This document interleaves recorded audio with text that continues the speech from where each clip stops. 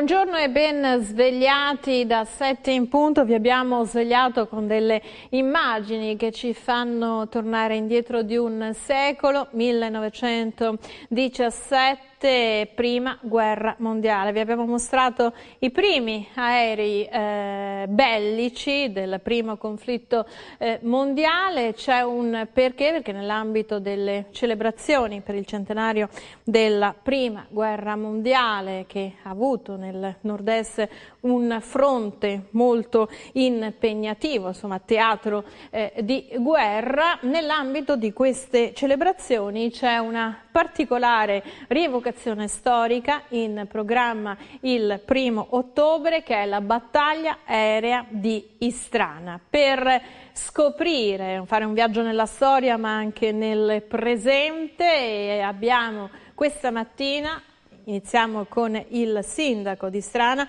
Enzo Fiorin, buongiorno e benvenuto, e poi avremo il comandante della base militare di Istrana del 51esimo stormo, a riprova che il comune, la cittadina di Istrana convive serenamente, condividendo anche le iniziative con la base militare. Innanzitutto, che cosa succede il 1° ottobre ad Istrana? Allora, il 1° ottobre si rievoca la più importante battaglia aerea che si è svolta sul fronte italiano durante il primo conflitto mondiale. E quindi una battaglia aerea che si è verificata il 26 dicembre 1917, che non abbiamo potuto rievocare il giorno di Santo Stefano, sia per il clima e anche per i giorni di festività, ma che abbiamo anticipato al 1° ottobre.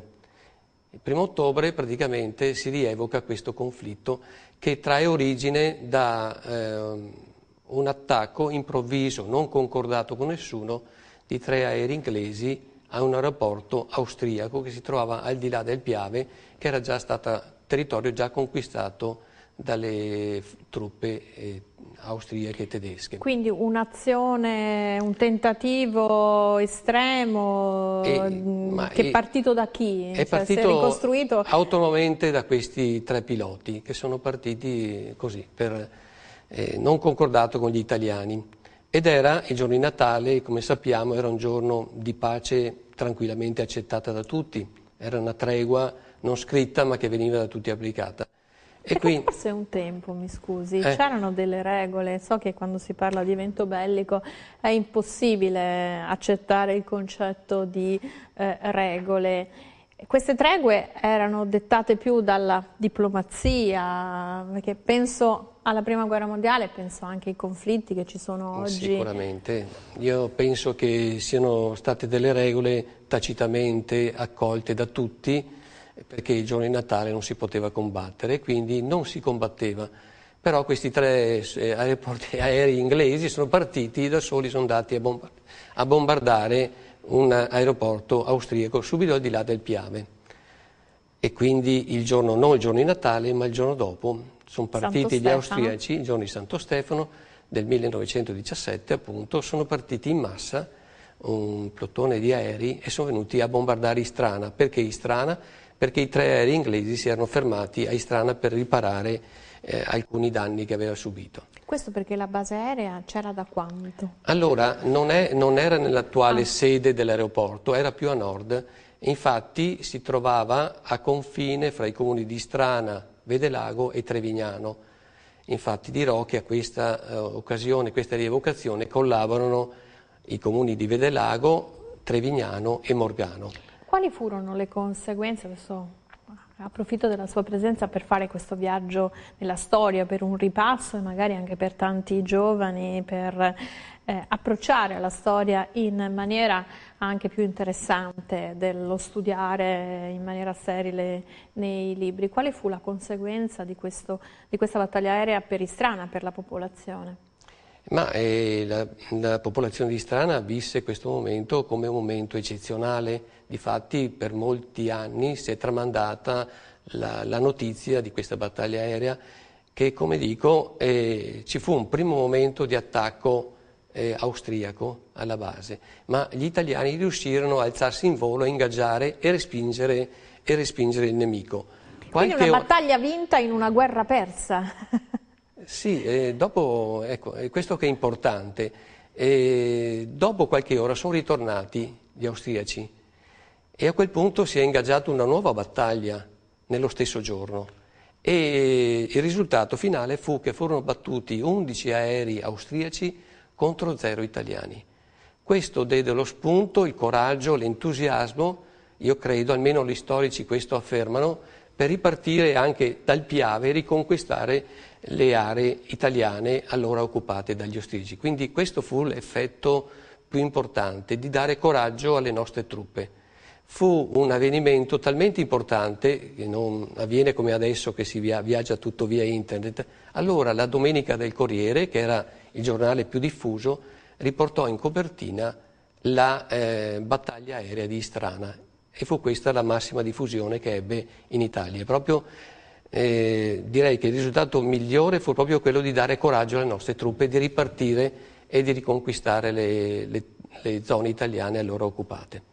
1917, questa battaglia, nel corso degli anni, è il primo anno che fate questa rievocazione, perché direi che avete pensato a questa rievocazione e poi soprattutto quando si parla di rievocazione storica si pensa a un'azione in costume, qui invece fate volare gli aerei? Sì, allora... Lo dico perché... Ci sono altre iniziative prima del 1° ottobre, mostre storiche, conferenze con gli alunni delle scuole, ci sarà un aereo esposto in piazza di Strana. Che modello? Il G91. E poi ci sono anche dei simulatori che saranno posti sempre in piazza, c'è la fanfara dell'arma aeronautica che suonerà venerdì sera, c'è tutta una serie di manifestazioni. Ecco, domenica voleranno anche gli aerei. Ecco, non saranno 40 come quella volta, 40 e più gli italiani, quindi 50-60 aerei che volano in volo, saranno un numero inferiore, però saranno aerei d'epoca che simuleranno la battaglia di un tempo. Come questi aerei d'epoca, no? Quindi della prima ma anche della seconda guerra mondiale, leggevo qui, perché credo che non ce ne siano più tanti, non ce ne sono più tanti. Della prima guerra mondiale. Dove vengono, come li avete... E qui scatta, credo, la collaborazione con la base aerea di Istrana, ma forse anzi questa rievocazione insieme è un modo anche per suggellare la vita quotidiana, no? Di condivisione. Sì, allora ci sono delle associazioni che con noi collaborano, che hanno forniranno gli aerei per la manifestazione. Ecco, perché proprio aerei della Prima Guerra Mondiale dovrebbe andare a cercarli in Inghilterra, che è la nazione che più conserva, però costano talmente tanto che non è possibile farlo. Ma comunque raccogliamo aerei della Prima Guerra Mondiale e anche del periodo fra la Prima e la Seconda Guerra Mondiale, che si alzeranno in volo. Ecco, c'è tutto un programma che si svolgerà quel giorno, nel pomeriggio di domenica 1° ottobre. Come si può partecipare? Perché indubbiamente le manifestazioni aeree sono sempre di indubbio richiamo, poi quando si tratta di una manifestazione che è una rievocazione storica l'interesse aumenta esponenzialmente. È un ingresso gratuito, ma... È un ingresso gratuito, ma bisogna prenotare, collegarsi col sito del comune di Istrana, il solito www.comune.istrana.tv.it, e seguire le istruzioni. Verrà rilasciata anche una ricevuta con la quale si potrà entrare. Noi abbiamo organizzato tutto un sistema di sicurezza e quindi questo è il primo passo che bisogna fare per poter entrare. Come? Cioè? Il primo passo è quello appunto di registrarsi, dopodiché ci si presenterà, tutta la zona sarà circondata e sarà protetta con degli elementi fissi lungo le strade, sarà chiusa la strada provinciale ed altre strade comunali e si entrerà soltanto a piedi una zona dell'aeroporto, e di questo ovviamente dobbiamo essere grati alla base e al colonnello Morpurgo che ci hanno dato la possibilità di svolgere questa manifestazione in un ambito protetto e garantito, e poi con tutta l'assistenza che loro ci daranno in quel giorno. E quindi diciamo, abbiamo puntato alla massima sicurezza, visti i tempi che corriamo, quindi bisogna correre alla massima sicurezza. Quindi un pensiero anche a ripararsi da eventuali azioni sconsiderate? Sicuramente, purtroppo, come dicevo, ecco, abbiamo avuto dei cattivi esempi in giro per il mondo e quindi però abbiamo visto anche Torino, dove non c'è stato un atto terroristico, ma c'è stato comunque il panico creatosi tra le persone per un fatto, e quindi anche quello lo stiamo cercando di prevedere, tutto quello che è possibile prevedere. Quante persone prevedete possano... All'interno della base massimo potremo accogliere 7.000 persone. Già siamo arrivati oggi a oltre 4.000 iscrizioni. Quindi c'è ancora spazio? C'è ancora spazio, la gente può ancora iscriversi. Però bisogna accedere a piedi entro un orario stabilito? Allora, la base sarà aperta alle 11, si può cominciare quindi ad entrare alle 11, però fino all'ora di inizio che è alle 1:45. Alle 2 puntuale, perché siamo in ambiente militare, non possiamo che essere puntuali, comincia la manifestazione, che si svolgerà fino alle 5 per permettere poi anche agli aerei di sistemarsi adeguatamente. Ecco, in caso di maltempo io non ho visto le previsioni meteo. Le previsioni sono discrete, ecco, e quindi guai, perché è molto difficile ripetere successivamente in quanto gli aerei hanno le loro presentazioni. Tutta l'organizzazione e la logistica. Ecco, sì, tantissime cose da preparare che è quasi impossibile ripetere nel giro di 8 giorni, insomma. Perché proprio il 1° ottobre? Perché fu il giorno di questa battaglia? Lei prima mi parlava del giorno di Natale, della reazione? No, perché ho fatto un po'... Il 1° ottobre è domenica e anche il compleanno dello Stormo, ecco. Che è nato nel 1939 e quindi il 1° ottobre del 1939 e quindi ricordiamo anche l'anniversario, diciamo, di fondazione del 51esimo Stormo. Com'è nata l'idea di questa rievocazione aerea? Sappiamo che guardi, rientra nelle proposte per il centenario, no, della Prima Guerra Mondiale, della Grande Guerra. Perché, però, io suppongo che un giorno lei e il comandante vi siate trovati e abbiate detto facciamo volare gli aerei della Prima Guerra Mondiale. Guardi, questa battaglia, anche agli stessi abitanti di Istrana, era poco conosciuta, non era ricordata. E come ho detto prima, è stata la più importante battaglia sul fronte italiano, la più importante battaglia aerea sul fronte italiano della Prima Guerra Mondiale. Sì, perché poi quando si pensa alla Prima Guerra Mondiale si pensa a tutto tranne che agli aerei, no? Perché esatto. Si dice che la vera prima guerra aerea sia stata la Seconda Guerra Mondiale. Sì, però come vede ci sono stati degli episodi molto importanti. Ecco, allora diciamo, abbiamo già fatto una serie di manifestazioni, abbiamo pubblicato anche un libro sui soldati caduti del comune di Istrana, morti durante la Prima Guerra Mondiale, e ovviamente abbiamo parlato anche della battaglia aerea, ma questo non era sufficiente. Allora abbiamo pensato a un evento di richiamo, ed è appunto questo, perché la gente bisogna proprio tirarla fuori e dirgli guarda che c'è stato questo fatto importante, di una battaglia non si può mai essere felici, però ricordare il sacrificio, l'esempio di coraggio che c'è stato, credo sia importante per portare a conoscenza anche i giovani e proprio per questo abbiamo coinvolto le scuole sia nella visita all'aeroporto ma anche in queste conferenze che tratteranno il tema del volo.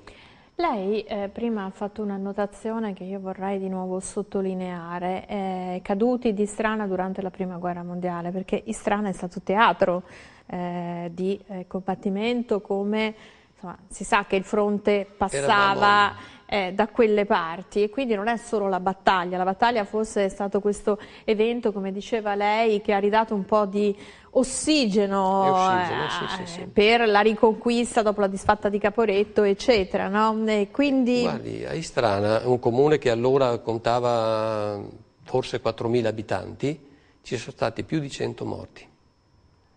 C'è una foto nei nostri libri di storia, c'è una foto che ritrae il parroco con gli orfani di una sola frazione. Erano più di 30-40 orfani. Ecco, noi abbiamo fatto una serata e abbiamo invitato tutti i parenti più prossimi di questi caduti in guerra. Ed è stata una serata magnifica, nel senso che le famiglie hanno molto apprezzato questo ricordo, insomma, di queste persone che hanno dato la vita e sappiamo che sono stati chiamati, non è stato il popolo a volere la guerra, ma sono stati chiamati in guerra ed erano giovani contadini più che sia. Inconsapevolmente sono andati anche a morire. Qualcuno ha fatto anche degli atti eroici, qualcuno ha anche fatto, ma per la maggior parte sono stati chiamati e costretti quasi ad andare in guerra. Ovviamente non ci saranno più testimonianze dirette o avete qualche cittadino centenario a Istrana? No, è troppo... E come magari i figli, perché lei nel raccontarmi questo, mio nonno era di quelle parti e più o meno il periodo coincide, quindi quali racconti, adesso mi stanno venendo in mente i racconti di mio nonno, no? Che vengono visualizzati. Molto toccanti, quelle che lei in questo momento affronta. È stata fatta una ricerca negli archivi parrocchiali, una ricerca anche presso le scuole perché i ragazzi portassero delle foto di loro parenti sull'archivio comunale ed insieme è stata un po' ricostruita la storia, i volti di queste persone. È stata veramente una cosa molto bella e abbiamo fatto una pubblicazione che resterà nella nostra biblioteca a perenne memoria per quelli che vengono dopo, sempre perché sia monito per gli altri che la guerra è una cosa assolutamente da evitare. Visto che la rievocazione aerea, la battaglia aerea di Strana sarà l'elemento conclusivo però di un percorso che state facendo di formazione e di confronto anche con i giovani, che cosa sanno i giovani della prima guerra mondiale, visto che, ripeto, è stato teatro di guerra? Sì, noi eravamo... Che opinione hanno? Sono consapevoli? Preciso che noi eravamo retrovie certo, però... Anzi abbiamo avuto un ospedale da campo inglese in Villa Lattes, che è la nostra villa più prestigiosa. Comunque la guerra attraversava, certo, sì, non ma era la Svizzera. La gente ha vissuto perché le truppe tornavano indietro, c'erano tutti sti feriti che arrivavano dal fronte e passavano per le nostre zone. I giovani sanno quello che hanno imparato dai libri di scuola. Perché niente altro, perché le testimonianze, come diceva lei, dirette non ci sono più e quindi diciamo, abbiamo voluto un po' rinfrescare la memoria a chi non poteva impararla. Ecco, comunque è stata una cosa molto bella che adesso vogliamo completare con questa rievocazione. È uno sforzo notevole che stiamo facendo insieme ai comuni che le ho detto, perché non è una cosa semplice in questi momenti organizzare manifestazioni di questo tipo. Però vogliamo farlo per questo scopo, proprio rinverdire la memoria e dare onore a coloro che hanno combattuto. Immagini che nel nostro aeroporto è antico perché era in una posizione diversa, come ho detto prima, dall'attuale che è del 54 invece, questa guerra invece si è combattuta nel 17 e diciamo era su un terreno non acquistato ma soltanto occupato. E questo è stato frequentato da assi del volo cosiddetti e quindi c'è stato per un breve periodo anche Francesco Baracca e ci sono stati tanti altri assi del volo nominati in tutti i libri di storia. Ecco, il nostro territorio... Era il Barone Rosso? No. Quello, cioè, chi era il Barone Rosso? Però anche un altro. Dopo lo chiediamo al comandante del 51esimo Stormo. Sì. Che lei sta aprendo dei cassetti della memoria, dico, racconti di mio nonno. Adesso... Torniamo tra un paio di minuti con questa curiosità che mi è venuta in mente e subito dopo la pubblicità continuiamo a parlare con il sindaco del comune di Strana per saperne di più del nostro passato, ma anche di questo comune dove c'è una base militare e di come si vive dal 1939? E non era Istrana, è stata fondata a Ciampino. Okay. È venuta a Istrana quando è stata nel 54. Ecco, dal 54. Torniamo tra un paio di minuti. Grazie.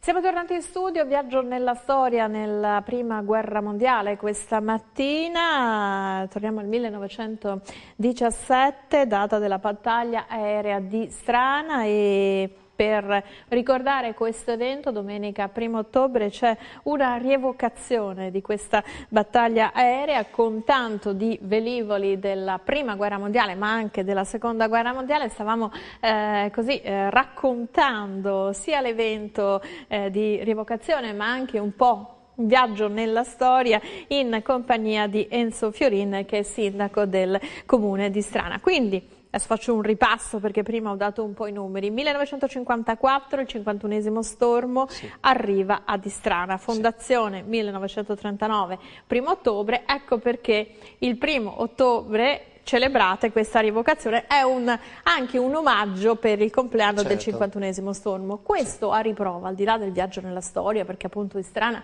è stata attraversata, no? Come un po' tutto il Veneto, dal fronte della guerra più che in altre parti di Italia, però anche a suggellare una collaborazione che c'è con la base militare di Strana, che dal 54 oggi, insomma, sono più di 50 anni che... Sì, guardi, la collaborazione che esiste fra il comune di Strana, ma direi tutta la popolazione di Strana e il nostro aeroporto, direi è un esempio in tutta Italia, è portata ad esempio in tutta Italia. C'è una collaborazione molto, molto stretta e in tutte le occasioni che noi abbiamo bisogno, chiediamo, troviamo sempre le porte aperte.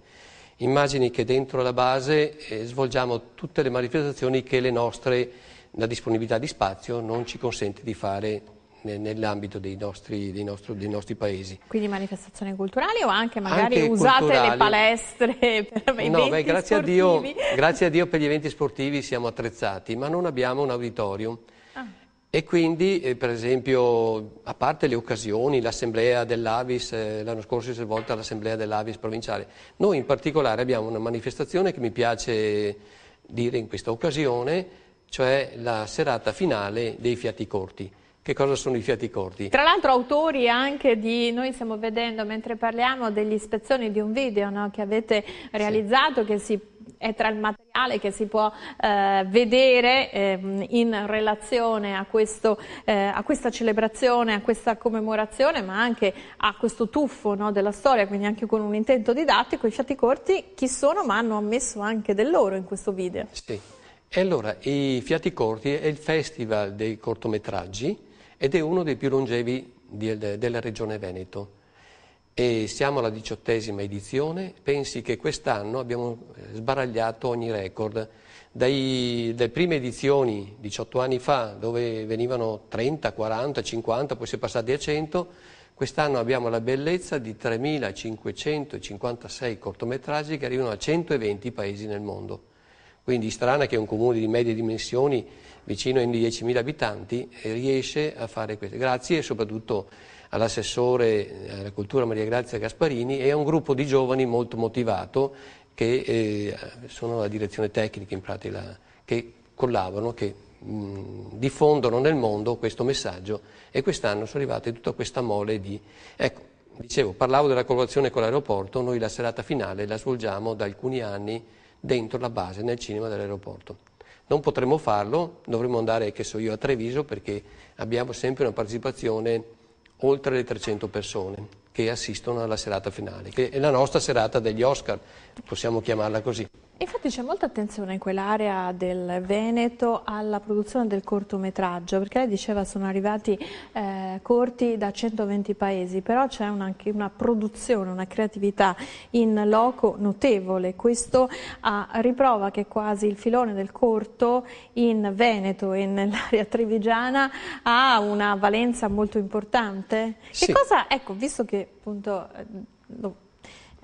questo festival, se possiamo definirlo così, ecco, attrae così tanto. Qual è l'elemento che ha innescato e che lo caratterizza? Ma guardi, noi abbiamo intanto la partecipazione gratuita, possibile via internet chiaramente, perché mentre all'inizio arrivavano con le cassette, adesso tutto via internet. DVD magari tutto qualche via anno fa. Abbiamo diverse sezioni, fra l'altro lei citava gli autori veneti, noi abbiamo una serata dedicata agli autori veneti, poi abbiamo il miglior attore, il miglior comico, e poi la giuria spesso assegna proprio un premio speciale della giuria per un cortometraggio che sia particolarmente distinto per qualità. Ecco. Molta attenzione alla storia, molta attenzione alla cultura, molta attenzione al talento, molta attenzione a quell'aspetto umanistico che forse nel nostro paese un po' abbiamo trascurato per un po' di tempo. Lei da sindaco che deve anche promuovere un programma per la popolazione del suo comune, ma anche dei comuni limitrofi, anche per attrarre, perché comunque bisogna anche pensare all'economia, attrarre visitatori dal territorio ed eventualmente anche dall'estero. Perché queste scelte particolari? Perché puntare proprio sulla cultura? Io applaudo, ma volevo capire da un primo cittadino che ha la responsabilità amministrativa di una collettività. Noi abbiamo un impegno molto importante per la cultura. Allora, adesso ho parlato di Piatti Corti, abbiamo la nostra biblioteca che svolge tutta una serie di manifestazioni, ma abbiamo anche la Proloco che lavora nel campo culturale in quanto ha un premio di poesia biennale che si svolge anche qui con 2 sezioni, uno in lingua veneta, uno in lingua italiana, e poi stiamo portando avanti un impegno che devo dire forse è molto impegnativo e forse superiore anche alle nostre forze, però ce la faremo lo stesso. Stiamo riaprendo il Museo delle Collezioni Lattes e abbiamo una villa che è stata acquistata nel 2004 dal Comune di Treviso e con finanziamento regionale puntiamo a riaprire appunto la visita di queste collezioni dell'ultimo discendente della famiglia Lattes, l'avvocato Bruno Lattes, che ha girato il mondo e ha raccolto tutto un insieme di automi, carillon, pianole, tutta una serie di cineserie, quadri, ecco, che vorremmo riportare alla visita molti si ricordano di averli visti da scolari e adesso noi puntiamo a riaprire nei prossimi mesi questo gioiello. Queste iniziative attraggono, perché sa, c'è anche il turismo slow che è un po' la nuova cifra più che del turista, del viaggiatore. Che tipo di afflusso avete ad Istrana, legato anche perché insomma una rievocazione storica della Prima Guerra Mondiale? Lei prima diceva gli aerei della Prima Guerra Mondiale sono in Inghilterra, c'è qualche inglese che si è già prenotato? No, no, non siamo arrivati fino in Inghilterra. Si guarda l'aereo direttamente in patria?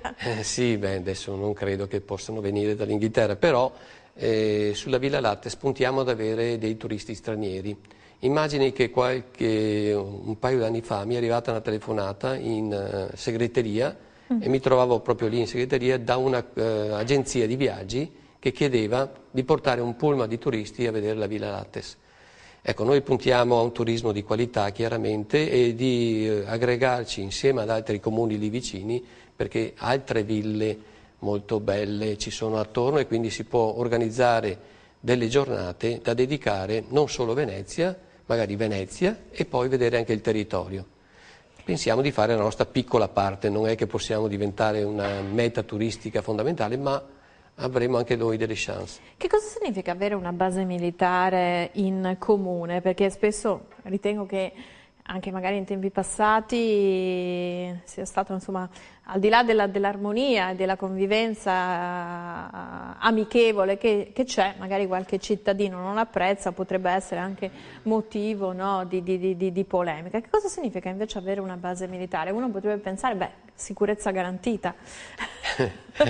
Beh, diciamo che devo dire un po' di storia, brevemente un po' di storia. Allora, come dicevo, la base è stata aperta, inaugurata dal presidente Einaudi nel 1954 e quelli sono stati anni difficili perché la base ha comportato l'esproprio di terreni. Ecco, a parte i primi momenti, i primi decenni, diciamo, di un po' di diffidenza fra le due cose, poi grazie ai comandanti, grazie ai sindaci, grazie ad altri militari che hanno operato all'interno della base, le cose sono molto appianate e oggi direi che c'è un'integrazione completa. Per noi diciamo che è una cosa quasi naturale che ci sia la base. Sentiamo gli aerei volare, ma a me personalmente, credo a tanti, non dà fastidio. Difatti, fra le varie cose che i cittadini mi riportano quando vengono a trovarmi, mi portano di tutto.